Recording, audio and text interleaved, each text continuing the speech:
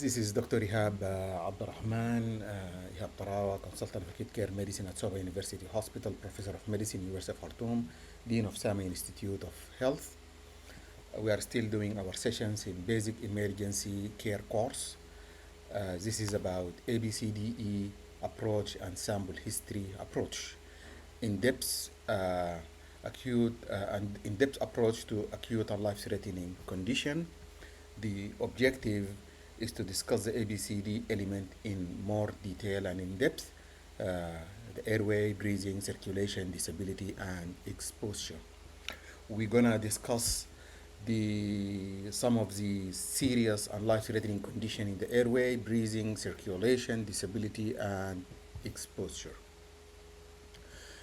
When you are assessing someone who is acutely ill or deteriorating, sometime the airway could be obstructed by by a foreign body, and sometimes this could be by inflammation, like in epiglottitis. But before you can figure out the diagnosis, you need to recognize there is an airway obstruction and to intervene. Later on, you will have a chance to do X-ray or to do bronchoscopy so that you can figure out the etiology. So you need to treat this patient blindly. When there is foreign body, if the foreign body is visible, you can remove it. People with foreign bodies, they can have excessive secretion. This sometime the airway can be obstructed by vomitus or blood. You will see tachypnea and abnormal breath sound and stridor, snoring, gargling. And if the airway obstruction is complete and prolonged, then patient will develop feature of hypoxia and hypercapnia and then get impairment of the consciousness. In some people also you can find because of the loss of consciousness due to other conditions, the tongue can obstruct the airway. So if there is visible body, foreign body, you remove that. If there is secretion, you do the suction. When you are removing a foreign body, make sure not to push it inside. When patient has complete airway obstruction, here you do the Heimlich maneuver according to age appropriate maneuver like jaw thrust, chest thrust, and back blow for the children. And sometime you might need to follow the CPR protocol. If you patient is obstructed, you do some maneuver like head tilt chin lift, and in those with trauma you do the jaw thrust. After that, you might need to place an oropharyngeal or a nasopharyngeal airway, and then you need to see if you can handle this patient in your facility or you transfer him over, and then you need to arrange for safe transfer. Those who are exposed to burn, sometimes they can present with facial edema and facial swelling and also mark of the burn, and you can see the burning of the nasal hair and soot. So those with burn, you can see that in the face and the soot in their nasal hair, and also you can hear the stridor, gargling, and snoring, and you see the chest not moving appropriately. In this patient, you give oxygen, and also you try the head tilt chin lift, and when you suspect trauma to that patient, you do the jaw thrust. If it is indicated, you place oropharyngeal or a nasopharyngeal, and whenever you suspect trauma or there is evident trauma, you do C-spine immobilization, and then you need to decide about where you can treat this patient in your facility or send him somewhere else. Those who are subjected to anaphylaxis, you can see swelling of the lips and in the tongue, and you can see hives in their body, and also you can hear wheezes, stridor, plus snoring or gargling. They are tachycardic and tachypnic, and sometimes they are hypotensive. These patients with severe allergic reaction, you need to administer adrenaline, and you need to give them IV fluid, and oxygen as needed, and then you need to decide about disposition. Some people who are involved in trauma, they can have massive neck edema and hematoma. So also this can compress the airway and it can lead to stridor, snoring, gargling, changing voice sounds, and poor chest movement. And if this is accompanied by excessive secretion, you need to do suction. You need to open the airway by jaw thrust because it is trauma. You don't do head tilt and chin lift, and you need to stabilize the spine. And here, place oropharyngeal airway. Try to avoid the nasopharyngeal airway in this patient, and don't forget to immobilize the spine. And then you need to see if you can treat in your facility or send them elsewhere. So for any abnormal airway sounds, reassess the airway frequently because partial obstruction can progress quickly to complete airway obstruction. After you assess and manage the airway, then you move to breathing. After you open the airway, make sure air is moving in and out. And if the patient is not moving air and breathing, follow the CPR protocol. But some patient who's having open airway and not breathing well, if you see them tachypneic, tachycardic, and hypotensive with distended neck vein, and also if you see there is absent breath sound in one side with hyperresonant percussion nodes, this patient might have tension pneumothorax, and you can see tracheal shift in this patient. And these patients, they need high oxygen and they need needle decompression. And then this will be followed by chest tube. Patient with opiate overdose, they have hypoxia and hypercapnia, and clinically these patients, they have slow respiratory rate, bradypnea, and you can have a clue by small pupil. And when you suspect opiate overdose, here you can give naloxone, but keep in mind that the half-life of naloxone is shorter than the opiate, and you might need to give repeated dose or even a drip. And also this patient need oxygen, and some of them, they might need to be intubated if you have the resources for that. For breathing, consider asthma and COPD. These patients are tachypneic and tachycardic, and they have wheezes, they have cough, and they use accessory muscles. They might have a history of asthma or COPD or allergy, and these patients, they need oxygen, they need salbutamol plus other treatment for asthma or COPD, but this is the emergency treatment we're going to implement immediately.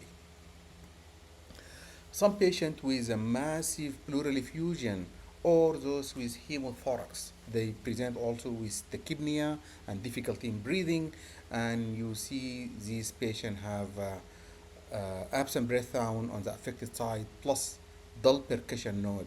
This signifies there is a massive pleural effusion. While you are assessing and managing them, you give oxygen, and if the fluid is huge and causing hypoxia, you might need to put a chest tube to drain that fluid.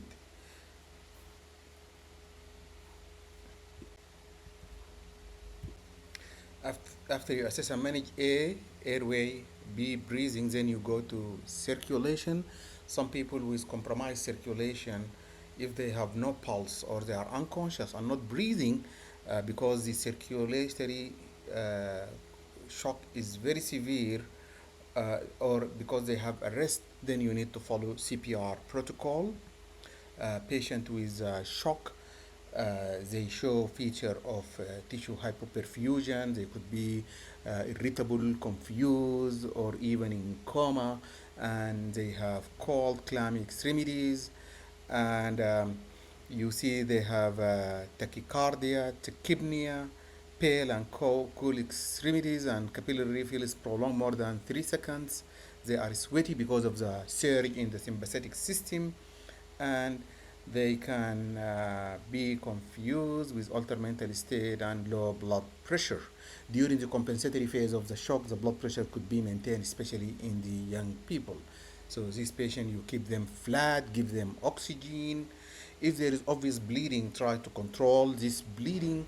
Put wide bore cannula, start fluid resuscitation. If you are suspecting sepsis, start appropriate antibiotic and as early as possible. And then you need to assess if you can manage in your facility or transfer somewhere else. Um, those with severe bleeding, it could be from an open wound. Uh, some people, they can show bruising around the umbilicus over the flank related to necrotizing pancreatitis. And some people can present with obvious bleeding, hematemesis or bleeding by rectum or vaginal bleeding. And bleeding could be concealed in fractured pelvis or femoris. It could, the pelvis and thigh can accommodate large amount of blood. So patient can present with feature of hypoperfusion, altered mental status, cold clamp extremities, tachycardia, tachypnea, hypotension, plus feature of obvious bleeding. So if bleeding is obvious from a wound, you need to stabilize that by direct pressure. Uh, Use deep wound packing and use a tourniquet appropriately, and you might need to use a pelvic binder for pelvic fracture, suspected pelvic fracture, and for femur you need to immobilize. Put a large or wide bore cannula and start fluid resuscitation. Prepare for blood transfusion. You might need surgery consult on board, especially when there is a ruptured spleen or internal bleeding with trauma. Some people with trauma can present with pericardial tamponade. You can see there is distended and engorged neck vein, muffled heart sound, and patient might show feature of shock. And at the same time, they are tachycardic, tachypneic, hypotensive, and cold and clammy extremities, and increased capillary refill. For this patient, you need to give fluid to improve the filling of the right ventricle. And ultimate management is drainage, but you need to have expertise and competency, and you need to get help to manage this patient. After you manage the airway, breathing, circulation, then you move to disability. Um, Consider hypoglycemia in anyone with impaired consciousness. If the patient with altered mental state, sweaty, the tachycardic, this is feature of of sympathetic surgery and neuroglycopenia. Get the blood glucose checked. If you are in a facility where you cannot measure the blood glucose, you can give them empirical concentrated glucose. Um, this is can happen in patients with diabetic, but even though in non-diabetic patients with severe malaria and sepsis can have hypoglycemia. The good thing, hypoglycemia get corrected quickly. Some people get worried because they consider DKA, but even if it is DKA, if you give a load of glucose, it is not as harmful as missing hypoglycemia, because hypoglycemia can lead to neurological damage. So give glucose immediately. If the patient is relatively conscious and is safe to swallow, you can give them oral sweaty fluid. In disability, it could be due to raised intracranial pressure due to cerebral hemorrhage, subarachnoid, or massive infarct, or even brain tumor. This patient can give a history of headache, nausea, vomiting, altered mental state. If there is lateral pressure, sometimes you get false lateral localizing signs of sixth nerve palsy, and they can have lateralization by weakness in one side of the body, plus or minus convulsion. For this patient, you need to raise the head of the bed to 30 degree. If there is suspicion of trauma, because it can lead also to raising arterial pressure, you have to immobilize C-spine. Always consider hypoglycemia and check the blood glucose. If there is seizure, give benzodiazepine, and then you need to plan for further testing by CT or transfer to appropriate facility or geographical location in your institute. Patient can present convulsing or present in the post-ictal phase. So you can have history of repeated, or you can see convulsive movement, fixed gaze to one side, um, alternate or rhythmic gaze movement. Patient is not responsive. You can see that there is feature of biting of the tongue, incontinence, and history of non-epileptic seizure and post-ictal confusion can be seen. So in this patient also, you need to prevent hypoxia, and you need to prevent injury and fall, protect the patient from fall or any dangerous object. Uh, don't stick anything inside the mouth. If appropriate, you can suction them, give oxygen. If there is concern or suspicion of hypoglycemia, treat that. Use benzodiazepine, monitor these patients. And in pregnant ladies with convulsion, consider eclampsia and consider giving magnesium. After you fix the airway, breathing, circulation, and look for disability, you need to expose the patient because you can see hidden injury or bleeding side, or you can see a rash. And here you have to consider trauma. If there is suspicion or non-trauma, you need to do the log roll during the exposure. So you can see snake bite, and this can manifest as you can see the bite site, edema in the limb, blistering of the skin, bruising. At the same time, patient can have a hypotension, paralysis, seizure, or bleeding from a wound. Here, you need to limit the spread of the venom by immobilizing the extremity. If you can see the snake, you can take a picture because it can help you to figure the antivenom. Uh, Put a large and wide bore cannula because they are at risk of shock, and you can give them fluid resuscitation. Make sure to monitor the airway because they can go to anaphylaxis, and also monitor for sign of shock, and then you need to decide about where you're gonna nurse them. Reassess the ABCDE approach frequently. This ABCDE approach, airway, breathing, circulation, disability, and exposure approach, is designed to quickly identify reversible life-threatening conditions. At the end of the assessment, then you have to do the vital sign. Once you find an abnormality during the ABCD approach, you need to fix it, you need to manage it, and then you go back and repeat the process from A, then B, then C, then D, then E, again and again. So you have to go back and repeat ABCDE again to identify any new problems that have developed and make sure that the management you gave are working. Ideally, ABCD approach should be repeated every 15 minutes or whenever there is change in patient status. After you do the survey and the ABDC, you want to here you manage the patient generically, irrespective of the underlying cause. Sometimes you can have a clue, and then you need to go into details to figure out if you can identify the underlying problem. And we use the sample history. S stands for sign and symptom. You get it from the patient if he's conscious and he can interact, or from the family or any witness. Or even a report, get sign and symptom is very essential element, and it can give you clue to the underlying disease. You have to identify allergies, and it can give you suggestion about anaphylaxis. Medication, it can give you clue to some of the diseases, or even you can figure out some of the side effects, obtain a full list of the medication, recent medication, or any change in the dose. Past medical history may help in understanding current illness and change in management. And also you need to ask the patient when did he have the last oral intake, if it is solid or liquid food. And then you ask about the events surrounding the illness, helpful clue to the cause. If there is an exposure to poison or a toxin or explosion or anything else.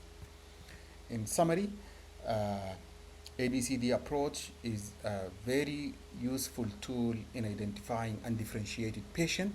You need to follow the protocol. Start with the A, consider spine immobilization when you suspect trauma. Then you go to breathing and consider giving oxygen whenever needed. C, circulation, and always remember to give fluid and if there is bleeding. And D, disability, and remember glucose and medication, and expose the patient to see if there is any other thing. After you do the survey, check the vital sign and then take sample history looking for sign and symptom, allergy, medication, past medical history, and the last oral intake, and events surrounding the situation. And thank you very much.